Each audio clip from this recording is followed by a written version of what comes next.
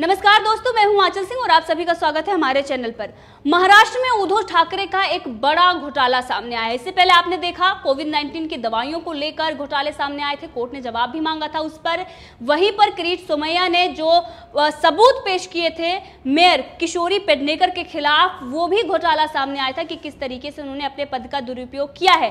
अब आदित्य ठाकरे समेत 15 मंत्रियों का बिजली घोटाला सामने आ रहा है। जी हाँ, ये घोटाला इसलिए बड़ा है क्योंकि जब आम जनता लॉकडाउन के दौरान परेशान थी कि उसके पास बिजली के जो बिल आ रहे हैं वो पहले की अपेक्षा में ज्यादा आ रहे हैं, बल्कि वहीं मुंबई में दूसरी तरफ अगर बात करें तो आदित्य ठाकरे समेत 15 मंत्री हैं जिन्होंने 4-5 महीने से बिजली के बिल ही नहीं चुकाए और कंपनियों ने उन्हें बिजली के बिल भेजे ही नहीं। इससे ये दिखाई दे रहा है कि ये मेहरबानी कंपनियों की इन मंत्रियों पर क्यों, क्या साठगांठ थी, ये बड़ा भ्रष्टाचार है।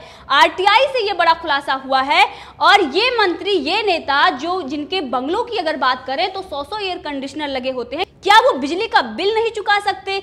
जब इनकी कमाई मोटी है उसके बाद भी ये जनता के पैसों पर किस तरीके से, जो छोटी छोटी रकम है उसके लिए भी ये जनता के पैसों पर ऐश कर रहे हैं।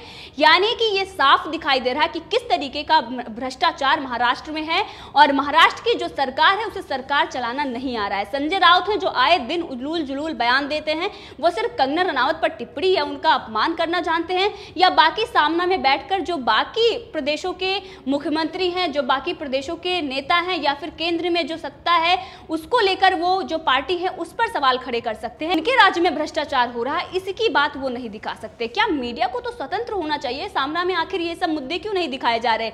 लेकिन संजय राउत इस बार कंगना रनावत के मामले में फंसे हुए हैं। वहीं आदित्य ठाकरे सुशांत सिंह राजपूत मामले में पूरी महाराष्ट्र सरकार फंसी हुई है। मुंबई पुलिस पर भी सवाल खड़े हो रहे हैं। अब इनका एक और भ्रष्टाचार सामने आ रहा है। आरटीआई दायर की गई थी गलगली के द्वारा और उसमें ये खुलासा हुआ है कि ये 4-5 महीने से ये 15 मंत्री, आदित्य ठाकरे समेत 15 मंत्री जो बिजली का बिल नहीं चुका रहे। आपको बता दें कि मुंबई में बिजली आपूर्ति करने वाली कंपनी बेस्ट ने राज्य के मंत्रियों को पिछले 5 महीनों से बिजली के बिल भेजे ही नहीं।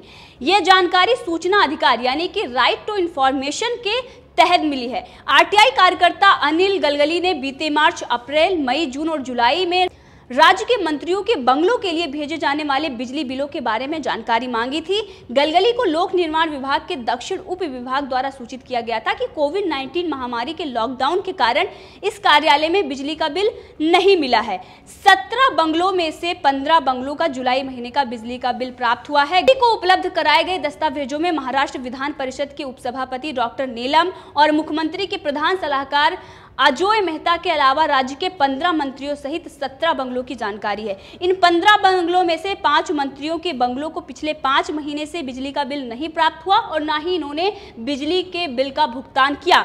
इनके जो नाम है वो हैं दादाजी भुसे, केसी पाडवी, अमित देशमुख, हसन मुर्शीफ और संजय राठौड़। जबकि पिछले 4 महीनों से डॉक्टर जितेंद्र आव्हाड, आदित्य ठाकरे, धनंजय मुंडे, विजय वडेट्टीवार, उदय सामंत, वर्षा गायकवाड़, गुलाबराव पाटिल, संदीप भुमरे और अनिल साहब पाटिल सरकारी बंगलों के बिजली बिल नहीं भेजे गए हैं। यानी कि ये 15 मंत्री हैं, 5 मंत्री हैं जिन्होंने 5 महीनों से बिजली के बिल का भुगतान नहीं किया। वहीं पर 10 मंत्री हैं जिन्होंने 4 महीनों से बिजली का बिल भुगतान नहीं किया। इसमें आदित्य ठाकरे का भी नाम है। वहीं पर जिन्होंने आरटीआई दायर की थी गलगली, उनके अनुसार राज्य भर में लॉकडाउन के कारण बिजली बिल के बारे में बड़ी संख्या में शिकायतें मिली हैं। दूसरी ओर मंत्रियों के बंगले पर कोई बिजली बिल नहीं भेजा गया। अगर बिजली का बिल समय पर नहीं मिलता है तो ग्राहकों को अपने दम पर ऑनलाइन जाकर बिजली बिल को प्राप्त कर भुगतान करना होता है। लेकिन मुंबई की बेस्ट बिजली कंपनी ने बिल ना भेजकर अप्रोच तौर पर मंत्रियों पर मेहरबानी करने का काम किया है।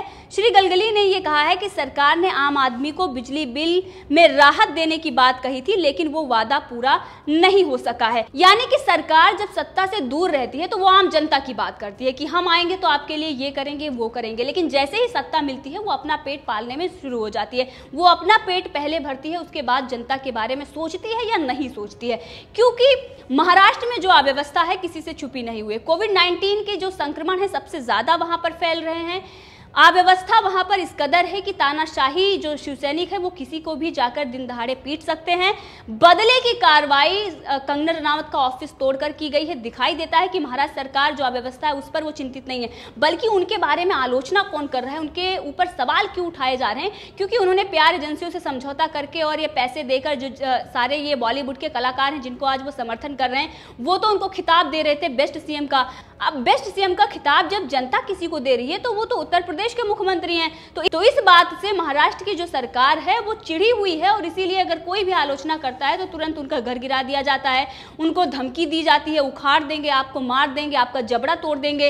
लेकिन ये जो बड़े बड़े भ्रष्टाचार सामने आ रहे हैं इस पर भी सरकार को कुछ बोलना चाहिए, क्योंकि कोविड-19 की जो दवाइयां हैं हॉस्पिटलों से लिखी जा रही हैं, सेलेक्टिव जो केमिस्ट शॉप है उन पर ही मिल रही हैं, बाकी जो शॉप है उन पर नहीं मिल रही। अब जिन पर मिल रही है दुगुना तिगुना दाम वसूल रही हैं। अब इसको लेकर भी याचिका दायर की गई थी और कोर्ट ने सरकार से जवाब मांगा है उस पर, लेकिन पूरी सरकार इस बात को लेकर मौन है। वहीं पर बीएमसी जो मेयर हैं किशोरी पेडनेकर, उनको लेकर किरीट सोमैया ने सबूत भी पेश किए और अब अनशन पर भी वो हेडक्वार्टर के सामने, जो बीएमसी हेडक्वार्टर उसके सामने बैठे हुए हैं। लेकिन महाराष्ट्र सरकार इस पूरे बात पर ऐसे दिखा रही है जैसे उसको कुछ पता ही नहीं है, महाराष्ट्र में सब कुछ सही चल रहा हो। लेकिन अब जो थू-थू हो रही है पूरे देश में, महाराष्ट्र सरकार को जागना होगा और ये जो बड़े बड़े भ्रष्टाचार सामने आ रहे हैं इस पर कार्रवाई करनी ही होगी। इन मंत्रियों को जो जनता के पैसे पर ऐश कर रहे हैं इनको बिजली का बिल भुगतान करना पड़ेगा और उसके साथ ही इनको जुर्माना भी भरना पड़ेगा, क्योंकि आम आदमी की अगर बात करें तो आम आदमी अगर नहीं भरता है, बिजली बिल पे करने में समय लगता है तो उसका जुर्माना जो होता है वो भुगतना पड़ता है उसको, और वो उसके साथ ही फाइन देकर बिजली का बिल भुगतान करता है। और ये सबको पता है, हर कोई करता है, हमारे साथ भी लॉकडाउन के बीच में हुआ है, ज्यादा बिल आए हैं, लेकिन उस पर जब हमने कंप्लेन की तो वो बाद में चेक होके हमें मिल जाता है, क्योंकि हम उत्तर प्रदेश में रह रहे हैं और यहाँ पर योगी आदित्यनाथ की जो सरकार है वो बहुत ही अच्छा काम कर रही है। लेकिन महाराष्ट्र में ऐसा कुछ नहीं है।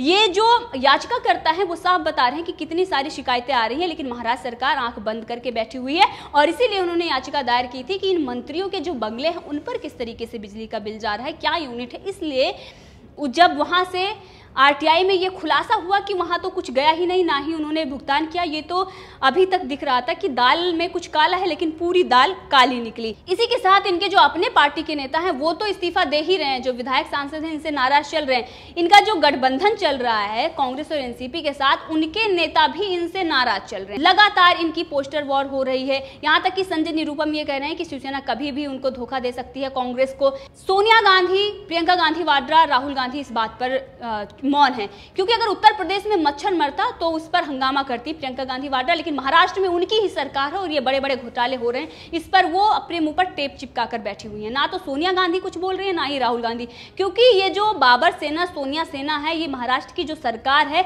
वो सोनिया गांधी के ही इशारे पर चल रही है। अब वो इस पर कैसे बोल सकती हैं, जबकि संजय निरुपम और कांग्रेस के कई ऐसे वरिष्ठ नेता है महाराष्ट्र में, वो समय समय पर याद दिलाते रहते हैं। पहले भी उन्होंने अव्यवस्था के लिए सवाल उठाए थे, महाराष्ट्र सरकार से सवाल पूछे थे, लेकिन उस पर उन्हें आला कमान का समर्थन नहीं मिला, क्योंकि आला कमान का समर्थन जो है वो बाबर सेना और सोनिया सेना पर है। इसीलिए इस पूरे मामले को दबा दिया जाता है और महाराष्ट्र में किस तरीके से हर मामले को दबाया जा रहा है, चाहे वो पालघर की घटना हो या सुशांत सिंह राजपूत मामले में, उसमें भी आदित्य ठाकरे और महाराष्ट्र सरकार फंस रही है। एक तरफ अब ये जो बिजली का घोटाला सामने आया, इसमें भी आदित्य ठाकरे फंस रहे हैं। अब इसी को लेकर माजिद मेमन जो एनसीपी के नेता है, उन्होंने तंज भी कसा है संजय राउत पर। उन्होंने कहा कि सीएम ठाकरे से ज्यादा तो सुर्खियों में संजय राउत रहे हैं, क्योंकि संजय राउत आए दिन वो सामना में बैठे रहते हैं। वो खुद कहते हैं कि वो पूरे दिन सामना के ऑफिस में बैठे रहते हैं, उनको नहीं पता। प्रेस को तो स्वतंत्र होना चाहिए, क्या सामना में वो इन सब चीज़ों का जिक्र क्यों नहीं करते कि महाराष्ट्र में आज ये घोटाले हुए, ये खामी नजर आ रही है, क्योंकि ये जो घोटाले हैं उनकी ही सरकार कर रही है और इसको दबाया जा रहा है। संजय राउत सिर्फ और सिर्फ बयानबाजी कर सकते हैं, सरकार चलाना उनके बस की बात नहीं है।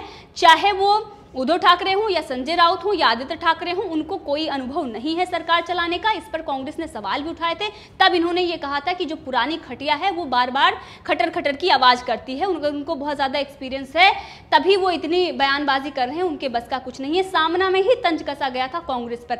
आज भी इनकी जो गठबंधन की सरकार चल रही है, बीच में इनके विवाद चलते रहते हैं।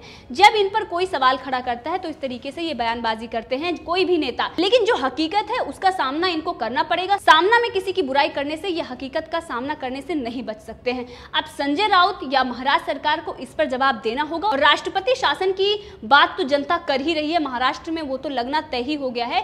और जल्द ही जो सीबीआई एनसीबी जांच कर रही है, इसके बाद सुशांत सिंह राजपूत मामले में भी बड़ा खुलासा होगा और महाराष्ट्र सरकार को उस पर भी जवाब देना होगा। उससे पहले जो ये भ्रष्टाचार चल रहे हैं, इस पर महाराष्ट्र सरकार को जवाब देना होगा। तो इस पूरे मामले में आप भी अपनी राय दे सकते हैं, कमेंट करके जरूर बताएं। अगर आपने अभी तक चैनल को सब्सक्राइब नहीं किया है तो कर लें, ताकि हर अपडेट आप तक पहुंचती रहे। धन्यवाद।